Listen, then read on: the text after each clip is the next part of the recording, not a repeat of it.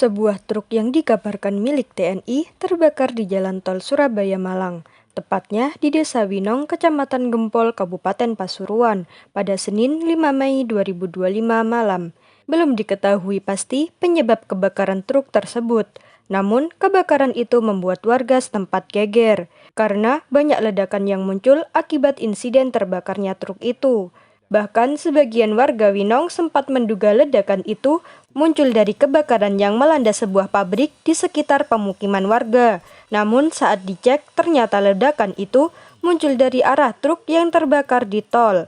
Agus, warga setempat, mengaku awalnya warga sempat curiga bahwa suara ledakan itu berasal dari pabrik yang terbakar.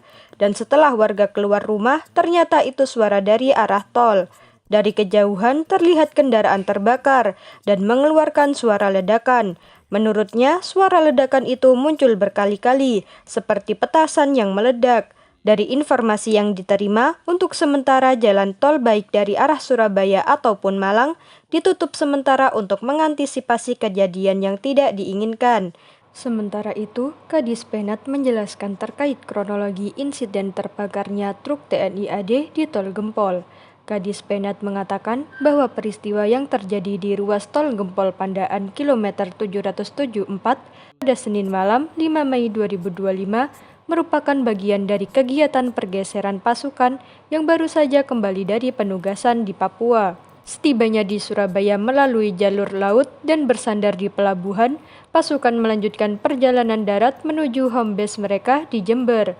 Perjalanan sendiri dibagi dalam beberapa gelombang. Gelombang pertama berjalan aman tanpa kendala. Pada gelombang kedua, kendaraan yang diberangkatkan adalah yang membawa perlengkapan dan munisi. Insiden bermula di ruas tol Gempol Pandaan kilometer 774 pada pukul 9.38 malam, saat salah satu truk bermuatan munisi dalam iring-iringan mulai mengeluarkan percikan api di bagian atasnya. Sopir truk di belakangnya melihat percikan itu dan segera memberitahu pengemudi truk yang bersangkutan. Truk tersebut kemudian berhenti di sisi jalan untuk dilakukan pengecekan dan penanganan sementara.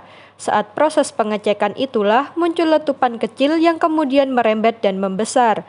Melihat situasi tidak aman, dua personil yang berada di belakang truk itu dan sedang melakukan pengecekan langsung melompat mengamankan diri ke tepi jalan tol yang medannya berupa jurang. Sementara personil lainnya dari truk di belakang bergerak cepat. Ada yang menghubungi pemadam kebakaran dan sebagian lagi segera mengatur lalu lintas agar tidak membahayakan pengguna jalan lainnya. Setelah api berhasil dipadamkan dan situasi dinyatakan aman, dilakukan pengecekan lebih lanjut dan ditemukan dua personil yang sebelumnya melompat ke jurang. Satu orang mengalami luka dan langsung dievakuasi ke Rumah Sakit Bayangkara Pusdik Sabara, sedangkan satu orang lainnya dinyatakan meninggal dunia. Download Tribun X sekarang, menghadirkan lokal menjadi Indonesia.